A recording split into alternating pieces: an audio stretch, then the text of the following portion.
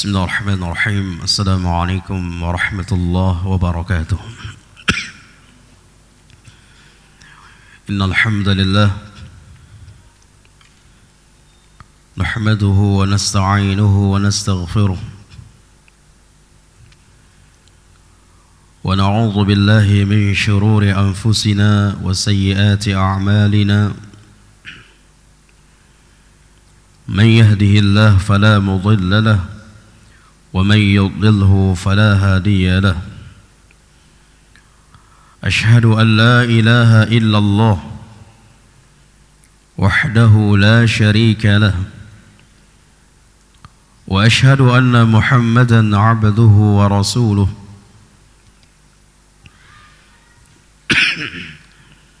وحبيبه وخليله ولا نبي ولا رسول بعده يا أيها الذين آمنوا اتقوا الله حق تقاته ولا تموتن إلا وأنتم مسلمون أما بعد فإن أصدق الحديث كتاب الله وخير الهدي هدي محمد صلى الله عليه وسلم وشر الأمور محدثاتها وكل محدثة بدعة وكل بدعة ضلالة وكل ضلالة في النار.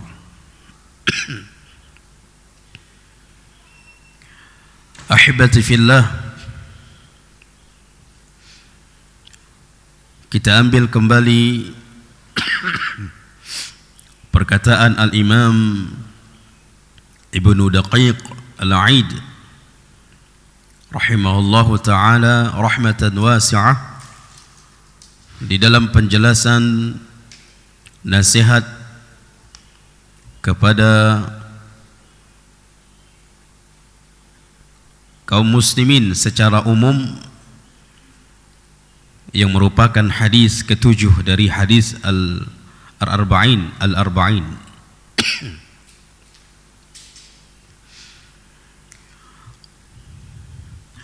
Kemarin kita berhenti pada pembahasan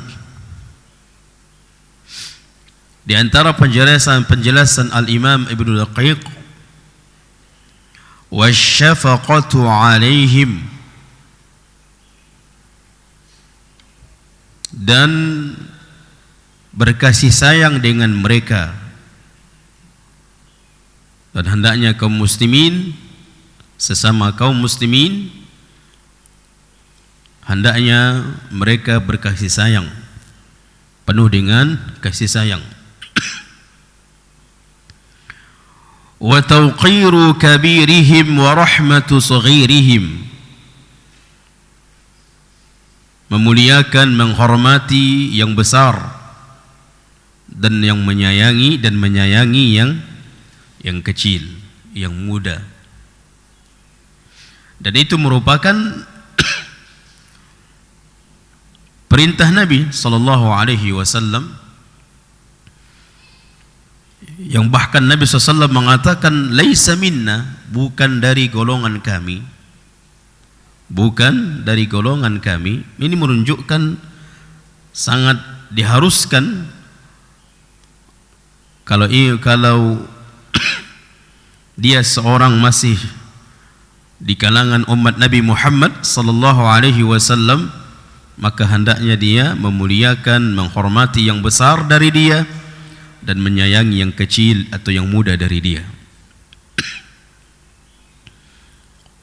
Wa takhawwaluhum bil mau'izatil hasanah, memberikan waktu atau tempo di dalam memberikan nasihat kepada mereka. Ini sudah kita jelaskan ya.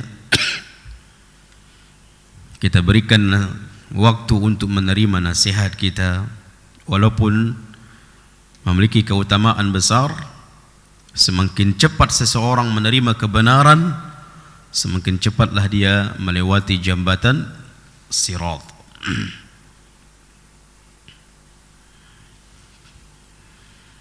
Dan juga di dalam hadis ini, di dalam kalimat ini juga kita berikan waktu adalah lihat waktu di dalam memberikan nasihat kepadanya. Keadaan, kondisi dia bagaimana, kita juga harus mengetahui waktu. Kapan tepatnya kita pas memberikan nasihat kepadanya. Jangan tidak melihat waktu, jangan tidak melihat kondisi dan keadaan. Bisa saja nasihat itu tidak diterimanya. Kenapa? Karena kondisi dia belum siap menerima nasihat. Keadaan dia belum siap menerima nasihat. Maka kita hendak memberikan nasihat, kita juga harus faqih. Kita harus juga faham tentang kondisi seseorang. Cari waktu-waktu atau kondisi-kondisi yang tepat sehingga dia menerima nasihat itu. Kalau untuk kaum muslimin seperti itu, terlebih kepada pasangan kita, bisa saja di waktu itu dia tidak mau menerima nasihat, lalu kita katakan dia keras kepala karena kondisi dia tidak siap menerima nasihat. Maka cari waktu-waktu yang tepat atau keadaan-keadaan yang pas sehingga dia bisa menerima nasihat. Kita juga ketika memberikan nasihat enak, tentram, nyaman dan sebagainya. Wa tarku ghishihim wa hasidihim, dan tidak boleh menipu kaum muslimin, tidak boleh menipu kaum muslimin. Tidak boleh menipu kaum muslimin dan tidak boleh hasad kepada kaum muslimin. Subhanallah ya. Terkadang perkara ini tidak diperhatikan antara kaum muslimin. Dia tidak peduli siapa yang ditipunya. Yang penting terlebih dia ada keuntungan besar di sana. Ada keuntungan besar di sana. Padahal tatkala dia menipu, maka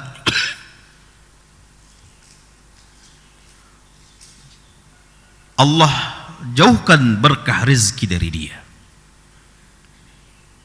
Allah jauhkan, Allah hilangkan keberkahan. Apapun profesi kita, apapun pekerjaan kita, tatkala kita menipu kaum muslimin, na'udzubillah, Allah cabut keberkahan dari rezeki itu, terlebih dari keluarga kita. Kalau sudah Allah cabut keberkahan, na'udzubillah, apa yang kita harapkan dari rezeki itu? Apa yang kita harapkan dari kehidupan kita?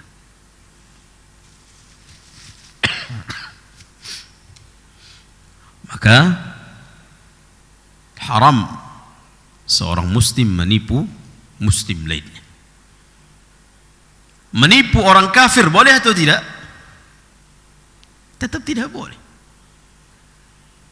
Kalau orang kafir seperti itu, apalagi seorang muslim. Menipu di dalam timbangan, menipu di dalam bagusnya barang itu, makanan itu. Ini masih bagus, oh masih semalam datangnya, ditengok, dibuka lah, udah masuk angin dan sebagainya. Katakan itu, oh coba mungkin tak bagus lagi. Tapi demikian juga di dalam perbaikan kendaraan. Subhanallah, di zaman kita ini luar biasa. Terlalu mudah menipu, itu terlalu mudah. Padahal semakin hari dia menipu dan itu bertahun-tahun, na'udzubillah, mendusta, menipu dan sebagainya. Maka tidak boleh kepada kaum muslimin. Wa hasadihim, tidak boleh hasad. kepada kaum muslimin. Apa yang dihasadkan kepada kaum muslimin? Tidak boleh hasad.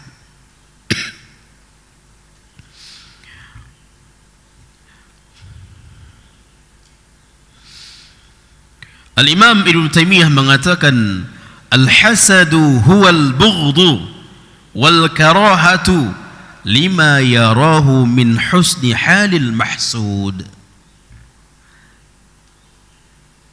Kata Al-Imam Ibn Taymiyah, seseorang itu dalam keadaan hasad tatkala dia tidak senang kalau muslim itu mendapatkan kebaikan, dia enggak senang.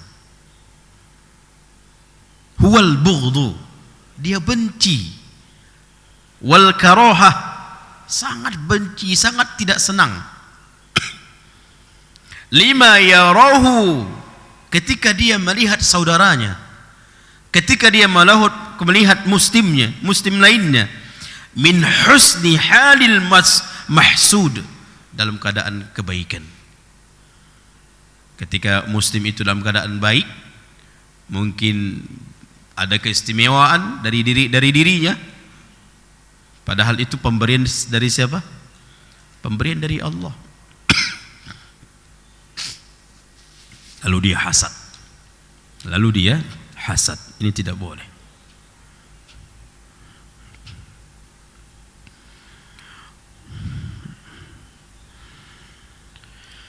Rasulullah SAW juga mengatakan, memberikan nasihat kepada umatnya, disebutkan dalam hadis Imam Muslim,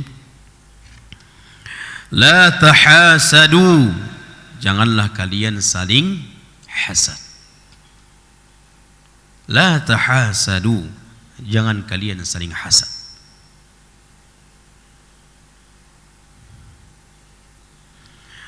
Wala tanajashu, jangan saling tanajush.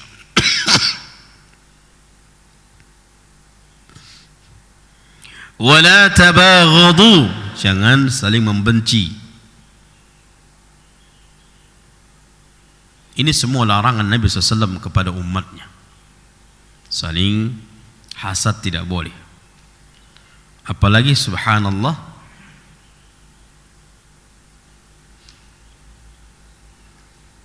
siapa yang melakukan pembunuhan yang pertama?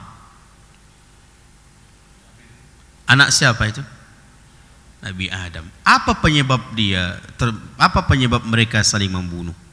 Terjadi pembunuhan. Apa penyebab terjadi pembunuhan? Hasad. Hasad. Dosa yang pertama yang terjadi, penumpahan darah, terjadi di anak Adam. Penyebab itu adalah tidak lain hasad.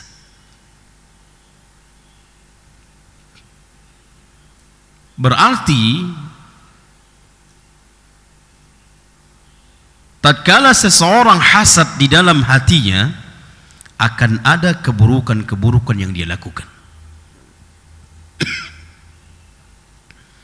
Akan ada keburukan-keburukan yang dia lakukan.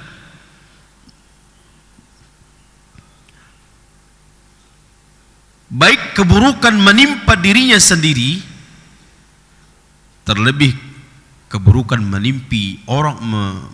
keburukan yang menimpa orang yang dia hasad, orang yang dia hasadi.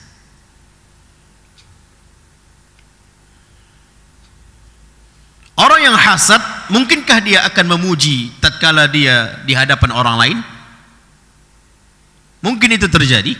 Tak mungkin.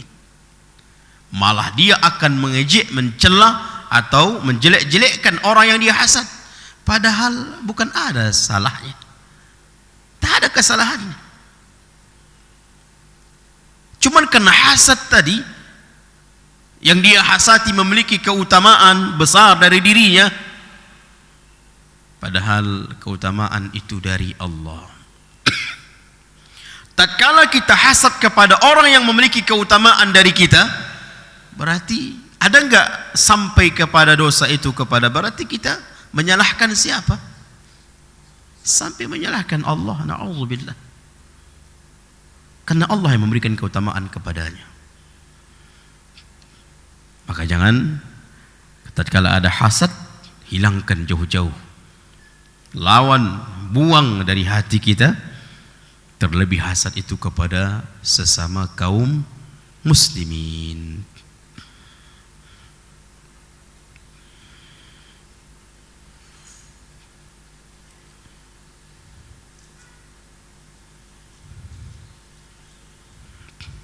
Baik.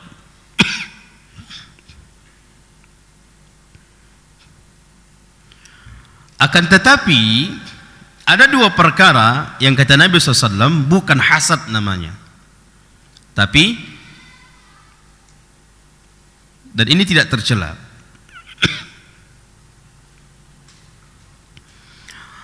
Dari Ibnu Umar radhiyallahu anhuma, Rasulullah SAW mengatakan, la hasada illa ala thnatain, rajulun atahu Allahu malan fahuwa yunfiqu minhu ana al-lail wa ana an-nahar,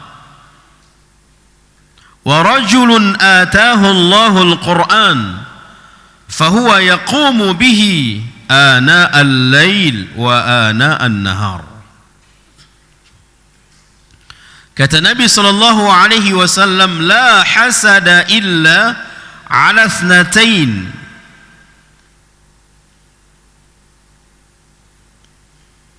Ada dua perkara yang tidak dikatakan hasad. Yang pertama, rajulun atahu Allahu malan, seseorang yang Allah berikan harta yang banyak kepadanya. Fahuwa yunfiqu minhu ana al-laili wa ana an-nahar. Dan orang yang diberi harta yang banyak itu dia berinfak siang dan malam. Ada rasa ghirah, ada rasa cemburu padanya, ada rasa sesuatu di dalam hatinya. Ini orang luar biasa ya.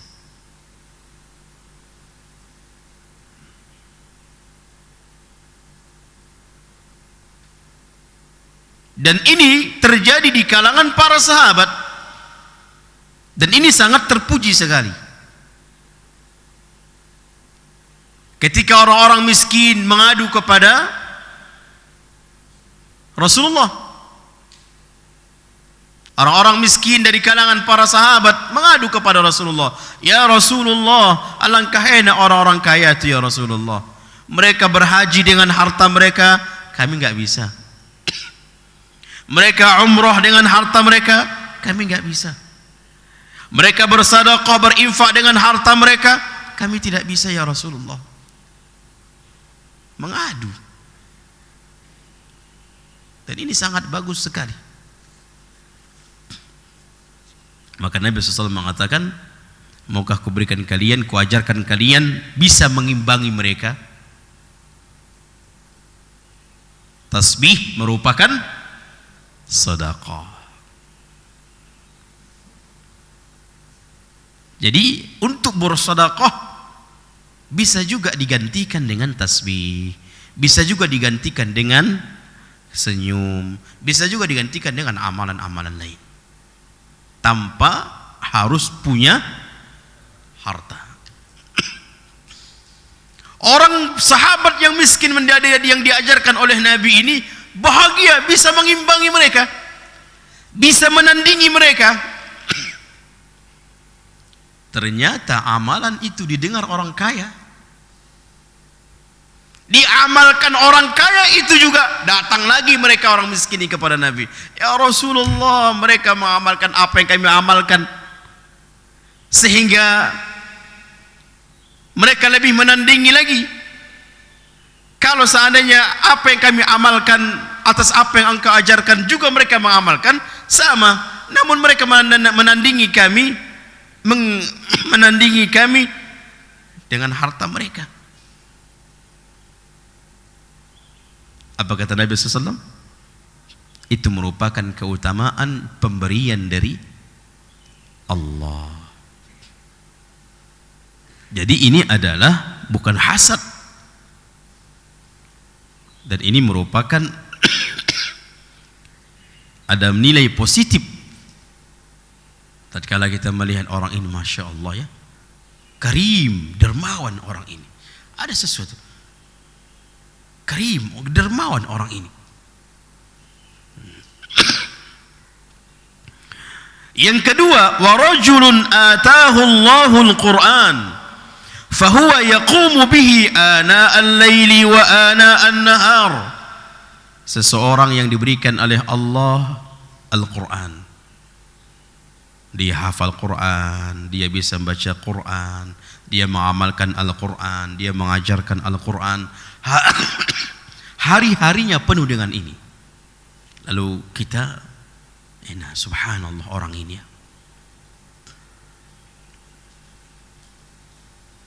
Maka ini bagus sekali, ada nilai positif. Kita lihat misalnya di antara jamaah terkadang subhanallah, zikirnya itu dia betah sabar, berzikir lama. Ada sesuatu pingin seperti itu. Ini bagus nih.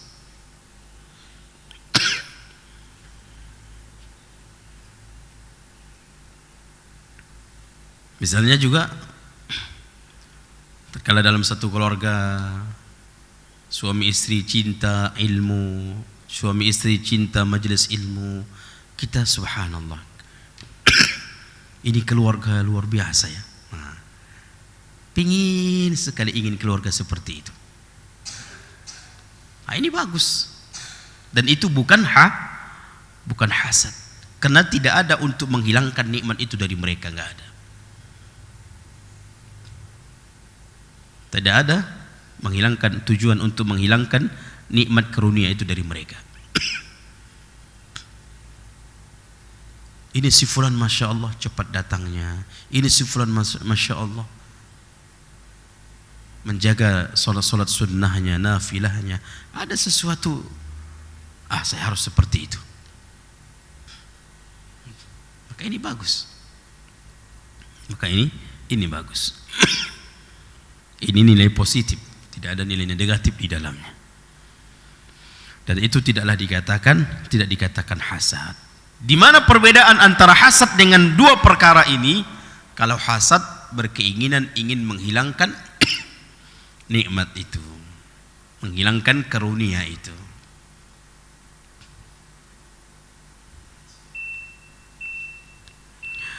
Baik.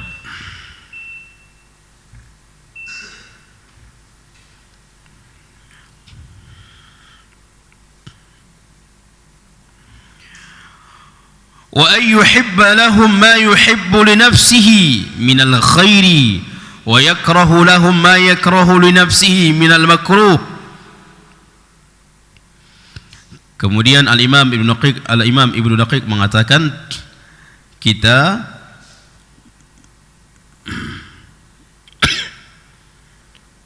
mencintai